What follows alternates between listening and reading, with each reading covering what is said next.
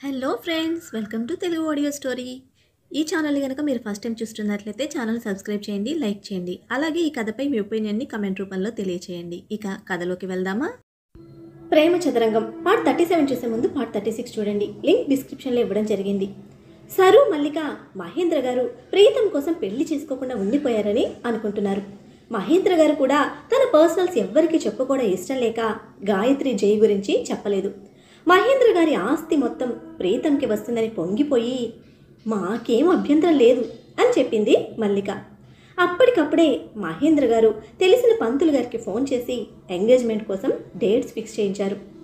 ముహూర్తం దగ్గరలోనే పెట్టించారని మల్లిక sir happy feel అయ్యి పెళ్లి మాటలు కూడా అనేసుకున్నారు. అన్నీ నేను చూసుకుంటాను, మీ హస్బెండ్ లేరు, మీరుకి ఇబ్బంది కదా అని మహేంద్ర గారు ఓపెన్ ఆఫర్ ఇవ్వడం వాళ్ళని ఇంకా ఖుషి చేసి ఇబ్బందిగా ఒప్పుకుంటున్నట్టు యాక్ట్ చేసేలా చేసింది. అన్నయ్య గారు, మరి కట్నం గురించి కూడా ఒక మాట అనేస్తే అని సాగతీసిన మల్లికతో, మాకున్నది చాలమ్మా, అమ్మాయిని కట్టుబట్టలతో పంపించండి అన్నారు మహేంద్ర. మీది చాలా పెద్ద మనసు అన్నయ్య గారు, మీ తాహతకి తగ్గట్టు ఇచ్చుకోలేము, కానీ ఎంతో కొంత ఇచ్చుకుంటాం అని అంటే, వద్దా ఆంటీ, నేను పెళ్లి చేసుకునేది సరుని మాత్రమే, మీరు ఇంకేమీ చెప్పద్దు అని ప్రీతం మల్లికని రిక్వెస్ట్ చేశాడు.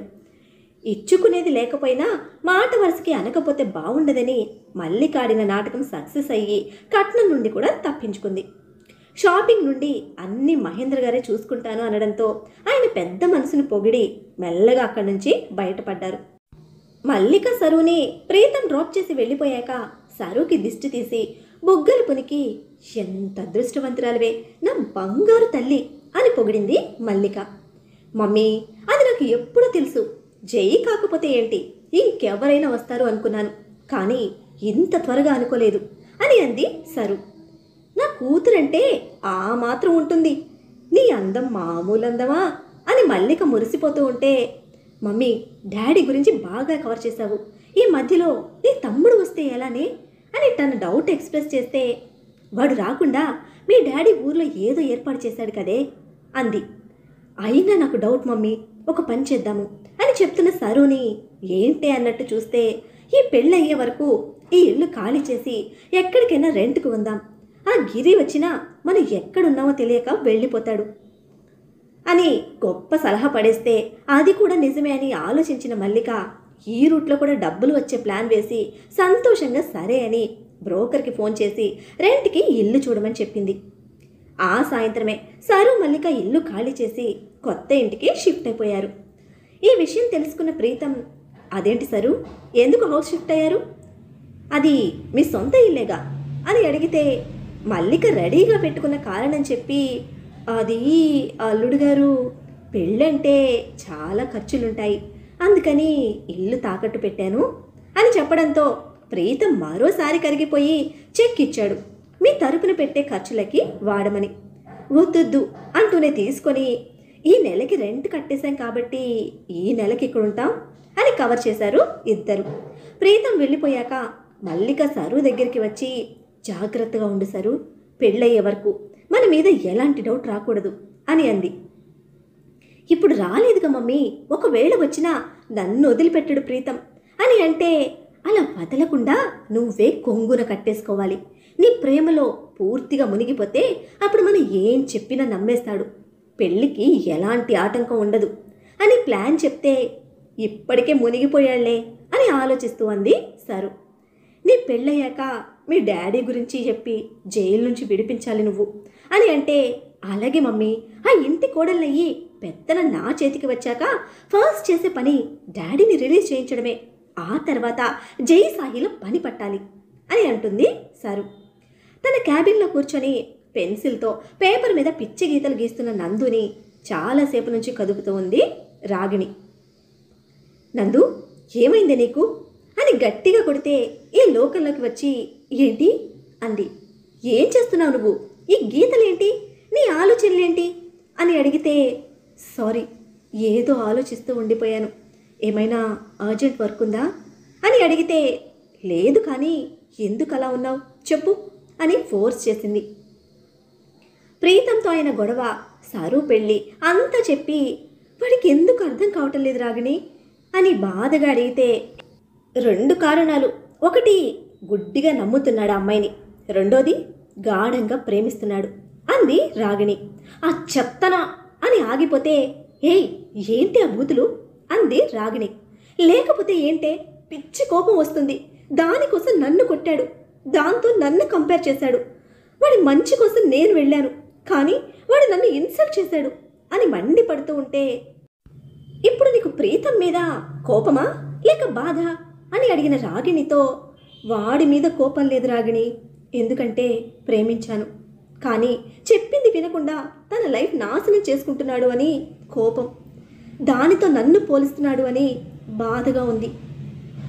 నువ్వు ఇదంతా జైకి చెప్పి హెల్ప్ తీసుకొని ఉంటే అంత సెట్ అయ్యేది కదే అని అంటే, నేను ఫస్ట్ అలానే అనుకున్నా, కానీ ఈ సరు వాళ్ళ వలన సాహి ప్రాణాలకి ప్రమాదం అంట.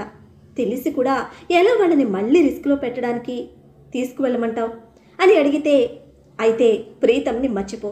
ఆ అమ్మాయి ప్రీతంని నిజంగా ప్రేమించాలని కోరుకో, అంతకన్నా ఇంకేమీ చేయలేవు అని సలహా ఇచ్చింది రాగిణి. చేసుకున్న పెళ్లికి విలువ ఇవ్వని అమ్మాయి ప్రీతంని ప్రేమిస్తుందని ఎలా అనుకోవాలో తెలియక ఆలోచనలో పడింది నందు. సాహి జడ వేసుకుంటూ ఎక్కడో చూస్తూ ఉంటే నెత్తి మీద మొట్టికాయ వేసి, నీ పీత బుర్రతో ఏం ప్లాన్ చేస్తున్నావు అన్నాడు జై. నాది పీత బుర్ర కాదు, మనిషి బుర్రనే నిరూపించుకుంటాను అని రోషంగా ఆన్సర్ ఇచ్చింది సాహి. నిరూపిస్తాను మిమ్మల్ని మీ నాన్నగారితో కలిపి, కానీ అదే ఎలా అని ఆలోచిస్తున్నా అని అనుకుంది మనసులో. అడిగితే మాట్లాడవేంటి అని అరిస్తే, అబ్బే ఏమీ లేదులేండి అంది సాహి. ఇప్పుడు చెప్తావా లేదా అని సీరియస్ అయితే, మరేమో మీ పుట్టినరోజుకి నేను గిఫ్ట్ ఏమీ ఇవ్వలేదుగా, అందుకనే ఫీల్ అవుతున్నాను అని నోటికొచ్చింది చెప్పేసింది. కానీ జై పిచ్చిదానిలా చూసి, నీ బ్రెయిన్ ఏమైనా ఫ్రిడ్జ్లో పెట్టొచ్చావా, అయిపోయిన పుట్టినరోజుకి గిఫ్ట్ ఇవ్వలేదని ఇప్పుడు ఫీల్ అవుతున్నావా అని అంటే, నిజమే కదా అని సాహి మనసులో అనుకొని, అంతలో ఫ్లాష్లో మంచి ఐడియా తట్టి, అయిపోయినా సరే మీకు నేను స్పెషల్గా ఏమి ఇవ్వలేకపోయా అనే బాధ మనసులో ఉండిపోయింది అని అంది. నాకు ఏ గిఫ్ట్లు అవసరం లేదు సాహి అని అంటే, ఇస్తే బాగుంటుందని నా ఫీలింగ్ సార్, నా గుర్తుగా ఉండిపోతుంది కదా అని అంటే, ఓకే అయితే ఇప్పుడు ఇవ్వు అని అన్నాడు జై దగ్గరగా వచ్చి. ఏమివ్వాలి, నా దగ్గర ఏం లేదే అంది ఇన్నోసెంట్గా. ఉన్నదే ఇవ్వు సాహి, ఆల్రెడీ ఇచ్చిందైనా పర్వాలేదు అని తేనెలూరుతున్న సాహి లిప్స్ వంక ఇంటెన్స్గా చూస్తే, మీరు ఎటో చూసి మాట్లాడుతున్నారు అంది తడబాటుగా. ఎటో కాదు, నా గిఫ్ట్ వంకే చూస్తున్నాను, ఇచ్చేయి అన్నాడు హస్కీ టోన్లో. ఇవ్వను సార్ అని చీర కొంగుతో పేదాలను దాచుకొని దూరం పారిపోయింది. ఏయ్ ఎందుకే దూరం వెళ్తున్నావు, మర్యాదగా ఇచ్చేసిపో అంటే, ఇవ్వను, మీరు నా మీద కోరికతో ముద్దు పెట్టుకుంటాను అన్నారు కదా, అలా అయితే నేను ఇవ్వను అని అంటే, మరి ఎలా పెట్టుకోవాలి అని అడిగాడు సాహికి దగ్గరగా వెళ్ళి ఇద్దరు కళ్ళు కలిసేంత దగ్గరగా నుంచొని. ప్రేమతో సార్, భర్త భార్యని ప్రేమగా దగ్గరికి తీసుకుంటేనే తనకి సంతోషం అంది సాహి. ఇప్పుడు ఈ లెక్చర్ వినే ఓపిక నాకు లేదు కానీ పోతాను అని అంటే, ఆగండి అని అంది. ఏంటి ఇస్తావా ముద్దు అని అంటే, కాదు ఇంకేదైనా ఇస్తాను అంది సాహి. నాకేం వద్దు, అయిపోయిన పండక్కి ఇప్పుడు మధ్యలో మోతేందుకు అన్నాడు జై. అలా అనకండి సార్, మన కోసం ఎవరైనా ఏదైనా చేస్తాను అనడం, బహుమతి ఇవ్వడం మనకి వాళ్ళిచ్చే విలువ. ఎంత ప్రేమ ఉంటే చేస్తారు చెప్పండి. నన్నే తీసుకోండి, ఎన్నోసార్లు నా పుట్టినరోజుకి ఎవరైనా నాకు విషెస్ చెప్తారని, నాకు ఏదైనా గిఫ్ట్ ఇస్తారని చాలా ఆశగా ఎదురు చూసేదాన్ని. కానీ నాకెవరున్నారు ఇవ్వడానికి, లేరని తెలిసినా ఏదో మూల ఆశ కలిగేది. అది తీరక ఎంత బాధపడేదాన్నో తెలుసా మీకు అని అంటే, సాహి కళ్ళలోని కన్నీటి పొరను చూసిన జై సాహి మాటలు విన్నాక పాపం అనిపించింది. సాహి చెంపలు పట్టుకుంటూ, అంతగా ఎదురు చూసేదానివా అన్నాడు. అవునని తల ఊపిన సాహిని చూస్తూ, ఇప్పుడు నేనిస్తాను, నీకేం కావాలో చెప్పు అని అడిగితే, నిజంగా ఇస్తారా అంది హ్యాపీ ఫీల్ అవుతూ. నిజంగా ఇస్తాను, నీ అయిపోయిన బర్త్డేకి ఏం గిఫ్ట్ కావాలో చెప్పు అని అడిగితే, ఇప్పుడు నాకు కావాల్సినవన్నీ ఉన్నాయి జై సార్. లేనిదేదీ లేదు ఈ ఇంట్లో. కాబట్టి అవసరమైనప్పుడు అడుగుతాను అని అంటే అప్పుడు కూడా ఇస్తాను. ఇప్పుడు కూడా అడుగు అన్నాడు. లేదు, అప్పుడే అడుగుతాను. మీరు వద్దనకుండా ఉంటే చాలు అని అంటే, అవును సాహి, ఇది నీ బర్త్డేకి నేనిచ్చే మొదటి గిఫ్ట్ కాబట్టి అస్సలు కాదు అన్ను. ఏదైనా ఇస్తాను అని చెప్తే, మాట ఇవ్వండి అంటూ తన హ్యాండ్ని ముందుకు పెట్టింది. కొట్టేనంటేనా? నా మీద నమ్మకం లేదని నీకు అని అడిగాడు జై. ఉంది, కానీ నేను అడిగింది మీకు నచ్చకపోతే అని డౌట్ అని అంటే, నాకు నచ్చందైనా ఇచ్చేది నీకు కాబట్టి ఇస్తాను అన్నాడు. అయితే మాట ఇవ్వండి, అప్పుడే నమ్ముతా. అవసరమైనప్పుడు అడుగుతా అని అంది. సరే అని ప్రామిస్ చేయబోయి ఆగిపోయి, ఆ సరు ఫ్యామిలీని వదిలేయమని అడిగితే తోలు తీసి పాతేస్తా అన్నాడు జై. లేదు, వాళ్ళ గురించి అస్సలు అడగను అని అంది సాహి. అయితే ఓకే, నువ్వు ఏది అడిగితే వచ్చేస్తాను, లేదా తెచ్చిస్తాను, ప్రామిస్ అని చేతిలో చేయేసి ప్రామిస్ చేశాక సాహి ఆనందం అంతా ఇంతా కాకుండా ఉంది. మహేంద్ర గారిని ఇంటికి తీసుకురావడమే మిగిలిందని జైని హగ్ చేసుకుంది. ఎంత చిన్నదానికే ఎంత హ్యాపీనెస్ ఏంటో ఈ పిచ్చిదానికి అనుకున్నాడు జై. ఆ రోజు సాయంత్రం బొటిక్ నుండి వచ్చాక నందు తన లగేజ్ మొత్తం ప్యాక్ చేసుకుంది ఫ్లాట్కి వెళ్ళిపోవడానికి. అక్క, అప్పుడే వెళ్ళిపోతావా?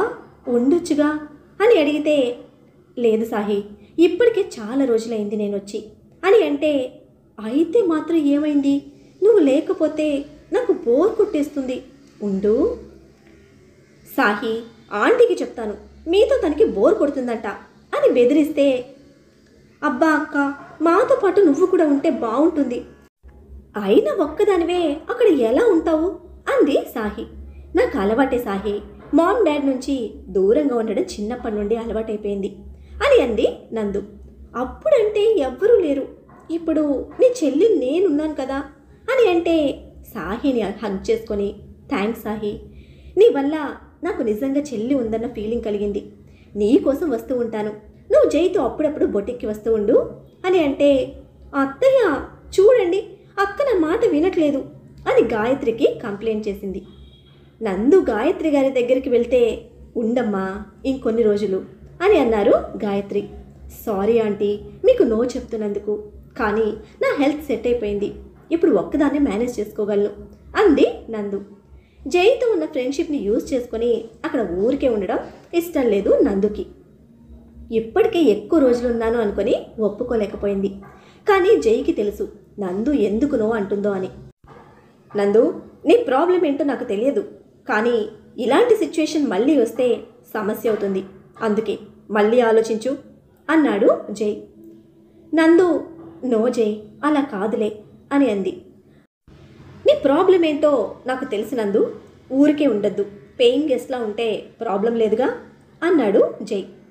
ఎందుకురా పేయింగ్ గెస్ట్, మనకి డబ్బులు తక్కువ ఏంటి అని గాయత్రి గారు అనడంతో, మనకి తక్కువ కాదు మామ్, కానీ నందు ఫ్రీగా ఉండాలి అంటే మనం దీనికి ఒప్పుకోవాలి అన్నాడు జై. నందు ఆలోచిస్తూ ఉంటే, అక్క ఒప్పుకో అక్క, అక్కడ ఫ్లాట్కి ఇవ్వకుండా ఇక్కడ ఇస్తున్నావనుకో, అంతేగా, ప్లీజ్ మేము ఉన్నాం కదా మా కోసం అని సాహి బ్రతిమలాడితే, ప్రాబ్లం ఏమీ లేదు అని నందు కూడా ఓకే అంది. ఓకే జై, నువ్వు చెప్పింది బాగానే ఉంది, కానీ నేను తప్పకుండా పే చేస్తాను, బట్ అప్పుడు మీరు వద్దని చెప్పకూడదు అని కండిషన్ పెట్టి ఓకే అంది.